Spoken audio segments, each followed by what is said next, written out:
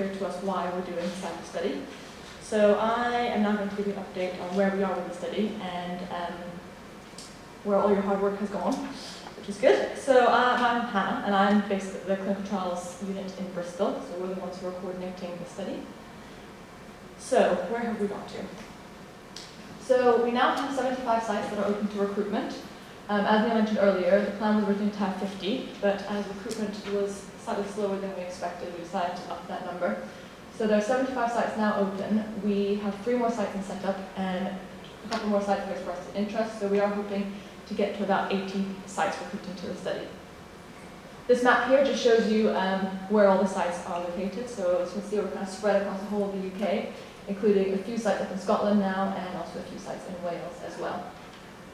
The colours of the pinpoints on the map represent when the sites were opened. So the majority of sites were opened in 2018, and those are marked by the green pinpoints. And then we have continued to open a few more sites this year, although the number of sites opening is kind of gradually decreasing as the year has gone on. But as I said, we are still planning to open a few more sites.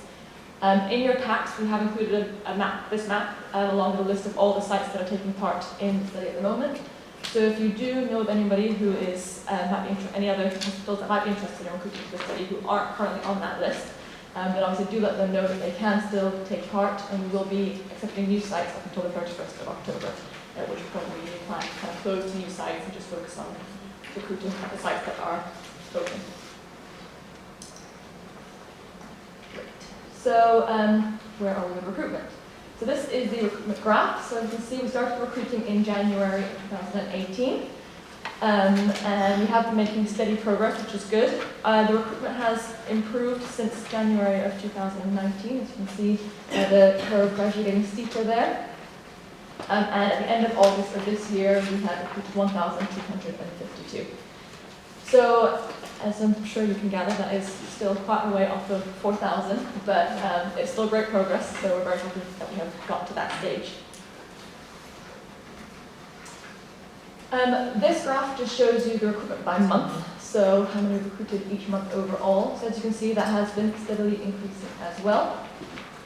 We have had a couple of less good months, which are highlighted there. So December and August were particularly low.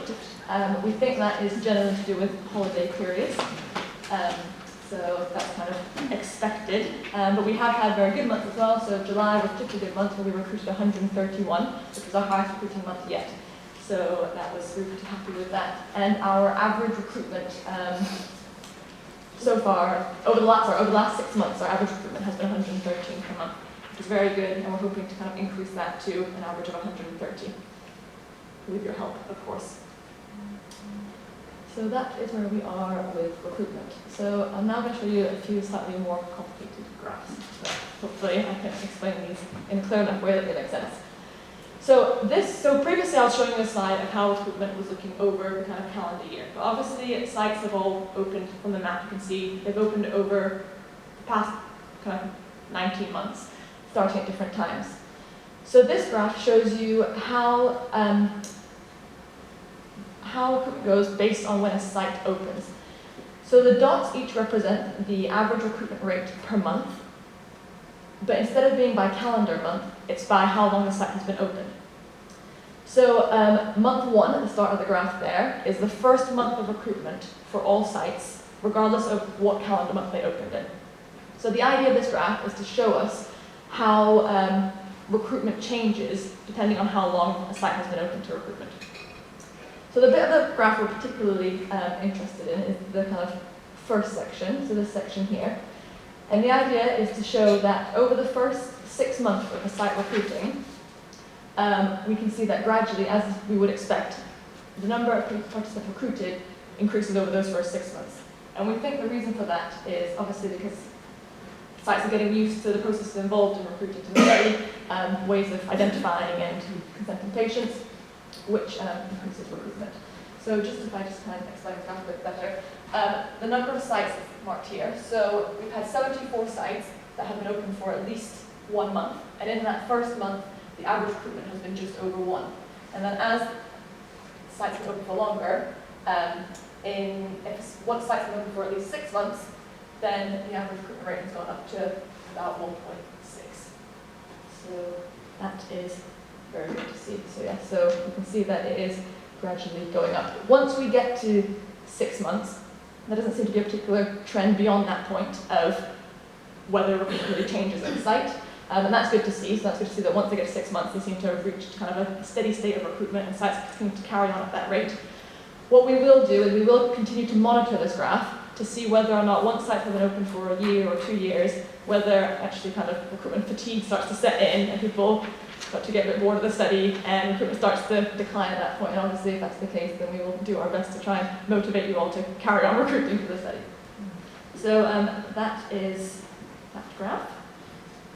I'll have another slightly complicated looking graph, but this is the last graph I'll show you, so just bear with me. So this graph is, all the blue bars in this graph represent a different site. So each of your sites is on this graph represented by one of those blue bars. We haven't labeled them, so you don't know which one yours is, but basically it's to show that amongst our 75 sites that are currently recruiting, they go from sites that haven't recruited any yet, all the way to sites that have recruited 69 overall, so that's what that, I'm pretty can't see those numbers, that's what these numbers on top of the blue bars represent. And then the y-axis over there is the average number of participants recruited per month at each of those sites. So again, that goes down from no participants recruited up to an average of just over 4 participants per month at some of our higher recruiting sites. Now, the red dots represent data that we've managed to get from HES, so that's Hospital Episode Statistics data, which is a national data set that all hospitals submit. And we use this data set to try and work out how many patients at each hospital we would expect to be having stoma surgeries, and of those, how many would be eligible for the study. So at the very start of the study, we used this HES data to work out kind of what we would have expected our recruitment rate to be across all of the hospitals. So what we want to show from this graph is that there is no correlation, as you can see, between where the red dot sits and where the blue bar sits. So the idea being that some of these bars down at this end here, we would expect that those sites to have an average recruitment rate of 4 per month based on that red dot, yet actually their recruitment rate is sort of less, sort of 0.2 per month. Yet over here, we have some sites that we would expect only recruiting, say, 0.5 per month, and actually they're recruiting almost 3 per month. So I guess the take-home message from this graph is basically to say that there are big hospitals that we would expect to be recruiting large numbers and are actually recruiting fairly few. And equally, there are very small sites who are recruiting a lot more than we would have expected. So that has been very interesting from our point of view. And I we want to say that if you are from a small hospital, that doesn't necessarily mean that you can't recruit better than some of the big hospitals. So I think we should give them a run for their money. Great. And then finally, I want to give you a bit of information about data completeness. So the top table there is the data that we're collecting from the CRS, and the bottom is the patient questionnaires. So as you can see that our data completeness rate is quite high, which is great to see. I should just clarify that by data completeness, it doesn't mean that, it means that the form on the database has been completed. Obviously there may be missing fields, or there are obviously times when certain data items can't be collected. But it means that at least all of those forms have been started. And I know based on doing reviews of the database that our rate of queries on those forms are around 5%. So most of those forms, if they are completed, they are kind of fairly complete, or at least if there are data queries, the queries have been dealt with, which is good to know. Unfortunately, we don't have the data on there for the 18-month follow-up forms yet, but hopefully they will be equally high. So we want to carry on collecting data in this way and keeping our data completeness quite high. In terms of patient questionnaires, baseline questionnaires are, again, quite high, 94%, which is great. Some of those missing ones are because patients get sent to the study and then get rushed off to hospital before they've had a chance to complete questionnaires, and so obviously we do have some that are missing. In terms of the follow-up patient questionnaires, the completion rate obviously does go down, as would be expected when we're sending out questionnaires. Some don't get returned. But that is still quite high, and what we want to do is ensure that we try and keep all of the follow-up questionnaire completion rate above 80%. So we will do our best to carry on doing that. So, in terms of our targets, so as you know, our overall target is 4,000, so we are not quite there yet, although as I said, we have been making good progress.